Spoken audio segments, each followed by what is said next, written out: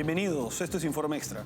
Hoy vamos a empezar con España, donde se ven fricciones entre el partido de gobierno, esto es el PSOE, y los independentistas catalanes de Junts per Catalunya, partido del prófugo de la justicia Carles Puigdemont. Vamos con el informe. Según un informe del diario El Mundo, Junts per Catalunya ha intensificado sus críticas al PSOE, acusándolo de utilizar el sistema judicial para mantener a Carles Puigdemont, separatista catalán prófugo de la justicia, fuera de España. Los independentistas sostienen que tanto el Tribunal Supremo como el Constitucional actúan en favor de los intereses del gobierno de Pedro Sánchez, dilatando la aplicación de la ley de amnistía que permitiría el regreso de Puigdemont al país. Cabe recordar que, en un acto que pone en riesgo el Estado de Derecho y la justicia en España, Pedro Sánchez hizo un tratado con los separatistas para respaldar una ley de amnistía. Esto a cambio de los votos que necesitaba el PSOE para que su líder, Pedro Sánchez, se quedara en el poder. Es decir, se hizo un trato para liberar a personas de la justicia a cambio de votos por la presidencia. Ahora se ha generado un problema de gobernabilidad. El malestar de Junts se ha incrementado debido a lo que perciben como una maniobra política del Ejecutivo para evitar que el ex líder catalán vuelva a España. La formación política considera que la demora judicial se ajusta a la estrategia del PSOE de controlar los tiempos y mantener a Puigdemont fuera del país.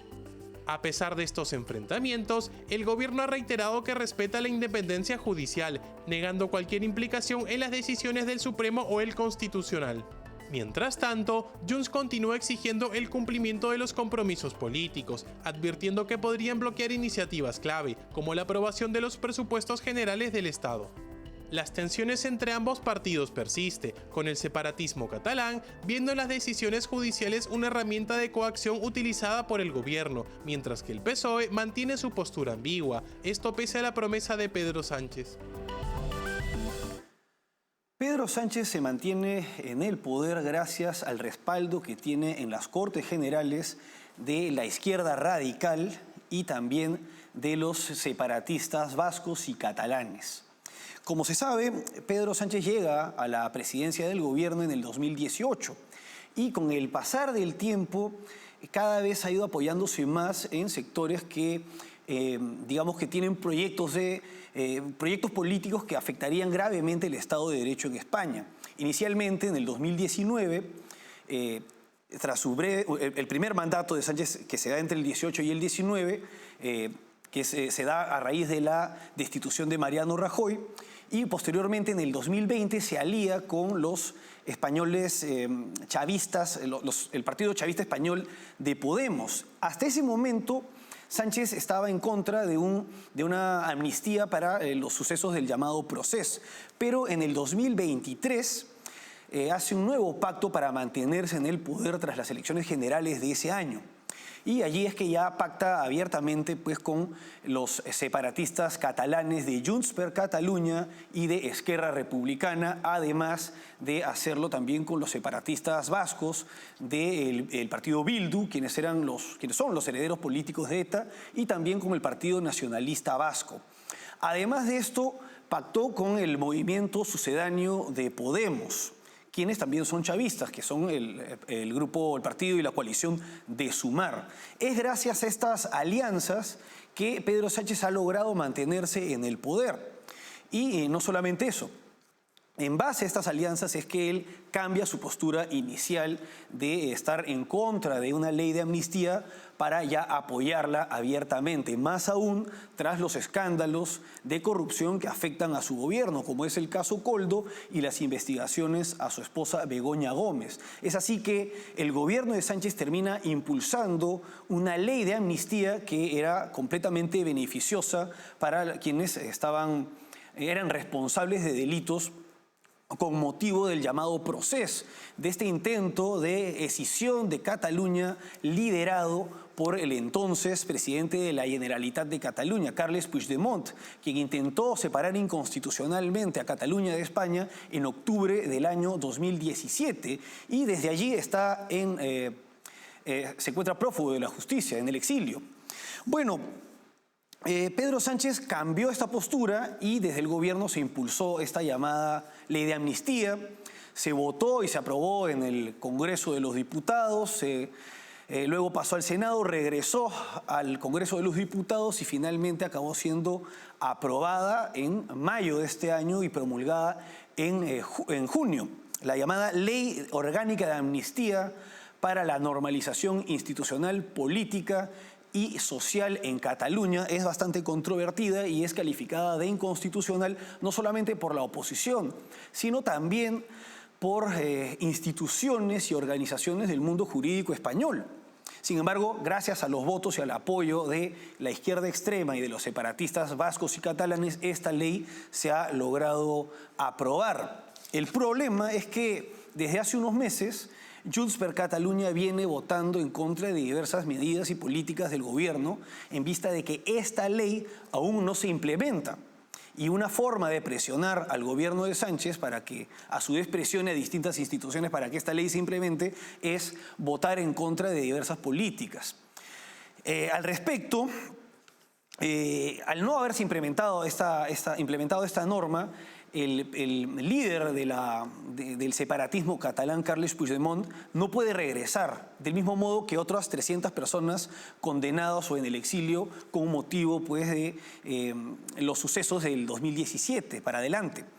Y hace unos meses, a inicios del mes pasado, Carles Puigdemont se presentó en Cataluña impunemente e incluso dio un discurso.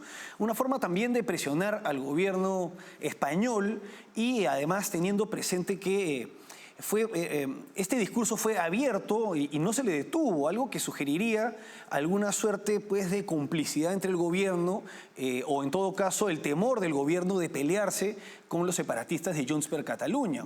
Ahora, recientemente con el fin de normalizar sus relaciones, se ha reunido Carles Puigdemont con Santos Cerdán, que es el tercero mayor cargo en el PSOE. Se han reunido en Ginebra con el fin pues, de normalizar su situación, de tratar de dejar de lado las fricciones entre el partido de gobierno y Junts per Catalunya, aunque ellos no han dado muchos detalles de esta reunión, señalando que era algo que ya estaba planeado. Ahora bien, al margen de esto, hay un tema bastante preocupante que genera bastante presión al gobierno y es que se viene discutiendo y debatiendo en las Cortes Generales los presupuestos para los próximos 3 años. Al respecto, se va a discutir el llamado techo de gasto y la senda del déficit. La senda del déficit son los objetivos de déficit público, deuda pública y reglas de gasto para los siguientes 3 años, que tienen que aprobarse en las 2 cámaras. Por su parte, el techo de gasto es el gasto máximo que pueden incluir los presupuestos sin incumplir los objetivos de la senda del déficit. Y esto se va a debatir esta semana. El punto es que en julio, hace poco, el Junts per Catalunya votó en contra de la senda en el Congreso de los Diputados junto a la oposición de la derecha, junto al Partido Popular y a Vox. Y todo parece apuntar que en esta semana volverían a ponerse en contra de las posturas del gobierno y además alineándose con la derecha española, algo que ha sido condenado por diversos sectores que apoyan al gobierno de Pedro Sánchez, como por ejemplo Sumar, pero también los independentistas catalanes de Esquerra Republicana. Al respecto, el diputado Gabriel Rufián se ha pronunciado señalando que Junts per Catalunya es un partido de derecha. Escuchemos sus declaraciones. Hay un libro, hay un buen libro, un gran libro que dice algo así como que un fantasma recorre Europa. Pues hay un fantasma que recorre este hemiciclo, es el fantasma de la derecha y de la otra derecha. Un bloque nuevo que se está conformando, PP, Vox y Junts. Repito, PP, Vox y Junts. Ustedes ya han perdido 35 votaciones, muchas de ellas por este bloque. De hecho, ayer mismo, en ese voto miserable contra la regulación del alquiler que afecta a tantísima gente. Dicho esto, ustedes ya sé que dirán, lo llevamos diciendo meses, y ustedes llevan meses diciendo no, Junts no se va a atrever. Junts, hombre, no puede ir con quienes pegaron a los catalanes el 1 de octubre. No, hombre, Junts no puede ir con quienes niegan la nación catalana. No pueden. desconocen absolutamente la capacidad, la enorme capacidad mediática de blanqueamiento de esta gente. Como se puede apreciar, entre los dos partidos separatistas catalanes existen fricciones. Como podemos ver, esta es la postura de uno de los políticos más representativos de Esquerra Republicana, Partido Separatista Catalán, y condena a Junts per Catalunya a pesar de ser el partido liderado por quien estuvo detrás del máximo intento de independización de Cataluña. Esta es la postura. Y además hay que tener en cuenta que en el gobierno de la Generalitat de Cataluña está el PSOE, liderado por Salvador Illa, y con él hay alianza con Esquerra Republicana. Sin embargo, Junts per Catalunya no es parte de esta alianza en la Comunidad Autónoma de Cataluña. Y bueno, como se puede apreciar, Junts per Catalunya, con el fin de presionar al gobierno, viene petardeando diversas iniciativas legislativas, empezando por el techo de gasto y la senda del déficit, que son pasos previos para la aprobación de los presupuestos. Algo que afectaría bastante al gobierno de Pedro Sánchez, debido a que en caso de no ser aprobados los presupuestos esta semana o este año, se prorrogarían los presupuestos anteriores, los que actualmente son vigentes. Ahora, el Junts per Catalunya se está posicionando del lado de la derecha, pero esto no significa que existe una alianza entre Junts per Catalunya, un partido separatista independentista, con los partidos de derecha como son el Partido Popular y Vox. Partidos que entre sí también tienen bastantes diferencias. Ahora, lo que buscan concretamente es que el Ejecutivo presione e influya en la Fiscalía, en la Abogacía del Estado y en el Tribunal Constitucional a fin de que se implemente esta norma que conduciría pues a la impunidad de personas que impulsaron un proceso abiertamente inconstitucional y que han estado eludiendo la justicia. Ahora, a todo esto ha contribuido el gobierno de Pedro Sánchez con el fin de mantenerse en el poder. Está dispuesto a colaborar con alternativas políticas que afectan el Estado de Derecho en España con el fin de mantener apoyos en el Congreso de los Diputados y en el Senado a fin de que no caiga su gobierno.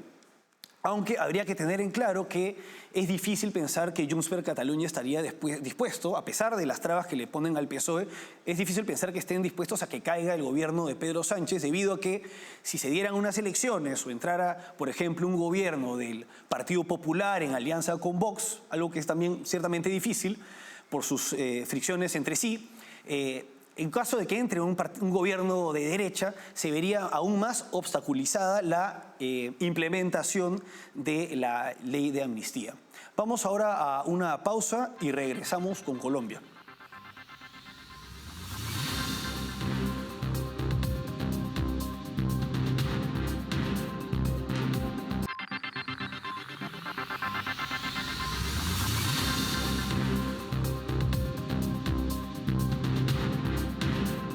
Seguimos en Informe Extra.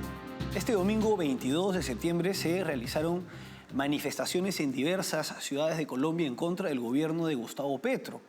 Hay diversos aspectos que generan descontento en la sociedad colombiana, como su reforma previsional, su intento de intervenir el sistema de salud colombiano, su mala gestión de las negociaciones con el Ejército de Liberación Nacional, este grupo terrorista conocido como el ELN, entre otros aspectos como sus pretensiones de convocar una asamblea constituyente.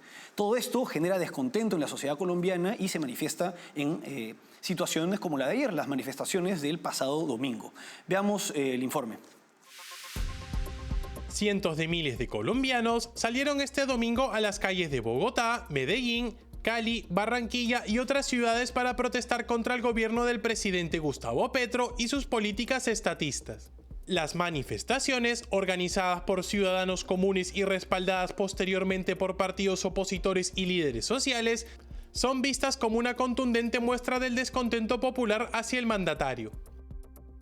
En Medellín, más de 200.000 personas se congregaron para expresar su rechazo, mientras que en Bogotá, el fuera Petro resonó con fuerza.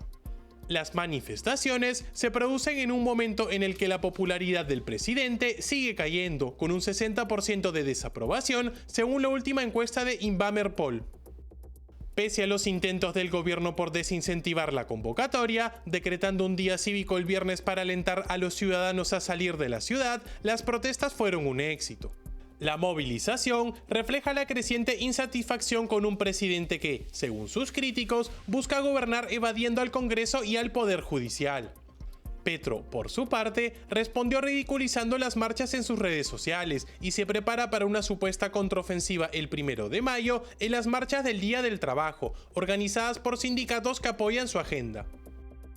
Las masivas manifestaciones ponen de relieve un creciente rechazo a las políticas de Gustavo Petro, mientras su gobierno enfrenta cada vez más dificultades para mantener el apoyo popular, en medio de graves acusaciones de corrupción. La figura de Gustavo Petro, su figura política, está bastante comprometida desde el mismo hecho de que se cuestiona pues, su campaña presidencial, la que llevó a que acceda a la presidencia en el 2022. Su propio hijo señaló que la campaña había recibido dinero del narcotráfico. Pero a esto se suma que es un mandatario del socialismo del siglo XXI, una persona que como político, como mandatario, no ha adoptado una postura firme ante lo que sucede en Venezuela. Si bien no han reconocido las elecciones, tampoco están condenando las constantes arbitrariedades en contra de la oposición. Y esta postura ambigua, en los hechos, termina beneficiando a la dictadura de Nicolás Maduro. Además de esto, preocupa que pretenda convocar una asamblea constituyente debido a que este es el camino que mandatarios de ese tipo adoptan para perpetuarse en el poder. Y más aún teniendo presente que la visión del Estado, de las libertades individuales y de la economía suelen ser en políticos de este eje bastante perjudiciales para el Estado, porque no hacen más que generar pobreza y establecer regímenes liberticidas. Ahora, también hay otros aspectos más técnicos, ¿no? O tecnocráticos que generan bastante controversia en su país. Por ejemplo, el intento que tuvo de reformar el sistema de salud y también una reforma previsional que ha generado manifestaciones y contramanifestaciones por parte del oficialismo. Al respecto, el expresidente Álvaro Uribe se ha pronunciado. Escuchémoslo. Reforma a la salud confirma estatización y retroceso. Sin duda, nuestro sistema mixto y solidario ha sido mejor que el estatismo, tanto en su versión comunista cubana, que es de publicidad y precariedad, como en varios de los capitalismos europeos. Al británico no le faltan las dificultades como la lista de espera y la desfinanciación, que bastante incidieron en el cambio de gobierno. El nuevo proyecto confirma estatización en la afiliación. Nunca ha sido problema afiliarse a una EPS. Se confirma la estatización segmentada de los niveles de atención. Para pasar del centro de atención básica a un nivel de mayor complejidad, también se requiere la autorización estatal. Lo que se llama aseguramiento social no es más que la presentación del monopolio estatal. El verdadero aseguramiento social lo garantiza la Ley 100. Si bien la persona se afilia individualmente, gracias al pago por capitación, lo que unos usuarios no se gastan se dedica a financiar la atención de aquellos que requieren más servicios. El suministro de medicamentos también tendrá un control estatal absoluto desde el ADRES. El ADRES monopoliza todo el manejo del dinero. El 85% de los giros sin auditoría previa quedará sin posibilidades de auditoría posterior eficaz. Por su tamaño y sus funciones, el ADRES sería el mayor pulpo clientelista de Colombia. La conversión de las EPS en gestoras es un sofisma para gastar dinero y dar la apariencia de que no hay monopolio estatal. Bueno, para apoyar sus políticas y tener respaldo en la sociedad, Gustavo Petro ha anunciado que va a financiar a la llamada prensa alternativa. Ha señalado que el 66% de la pauta oficial irá 33.3% para las redes sociales y 33.3% para la publicidad oficial destinada a los medios alternativos, con el fin de tener un respaldo que es bastante cuestionable, debido a que el Estado no tiene por qué financiar medios de comunicación alternativos ni no alternativos. Basta con el canal del Estado, el periódico del Estado, y no debería, pues, el dinero de los contribuyentes ser utilizado para apoyar políticas concretas de diversos mandatarios como estas, como las que vienen cuestionando la oposición. Sin embargo, esto es lo que viene haciendo, y a esto se agrega la mala gestión, los malos resultados que tienen sus negociaciones con el Ejército de Liberación Nacional, este grupo guerrillero que sigue en pie de lucha y que recientemente atacó en una base, ocasionando 2 muertos y 27 heridos. Con este motivo, el miércoles 18 de septiembre, el gobierno de Gustavo Petro ha suspendido las negociaciones, pero es difícil que un mandatario con esta postura política y con un pasado guerrillero tenga una postura firme y eficiente con organizaciones delictivas y terroristas como lo es el Ejército de Liberación Nacional. Vamos ahora a una pausa y regresamos con Estados Unidos.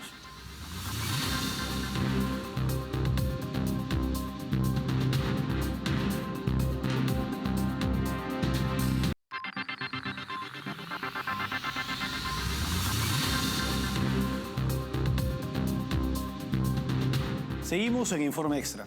La administración Biden ha sido bastante ineficiente en su política hacia América Latina. Ha dado espacio a que se empoderen alternativas políticas que son contrarias a los valores de Occidente, a la democracia liberal y en especial en la región a Estados Unidos. Asimismo, este hecho ha permitido que la influencia de potencias adversarias del Occidente aumente en la región. Pareciera que posiciones como la llamada doctrina Monroe o esta idea del patio trasero de Estados Unidos se han dejado de lado desde hace un buen tiempo, no solo con la administración Biden. El punto es que es durante esta administración que posiciones políticas, digamos, antidemocráticas, abiertamente antidemocráticas, se han consolidado y se han empoderado aún más. Y este es el caso de la dictadura venezolana, que mintió y engañó a la administración Biden con los acuerdos y compromisos que suscribió con este gobierno y que al final fueron incumplidos. A todo lo anterior se agregan las inversiones millonarias de China en el Perú y en Brasil. Sería interesante ver un cambio en la política que ha tenido Estados Unidos en los últimos años. Probablemente habría un cambio en un triunfo presidencial de Donald Trump. Es difícil pensar que suceda lo mismo con respecto a un eventual gobierno de Kamala Harris. Ya se verá en el próximo año qué postura adopta Estados Unidos ante el incremento de posturas contrarias a la suya, a sus intereses geopolíticos en la región. Hasta aquí, Informe Extra. Gracias por acompañarnos.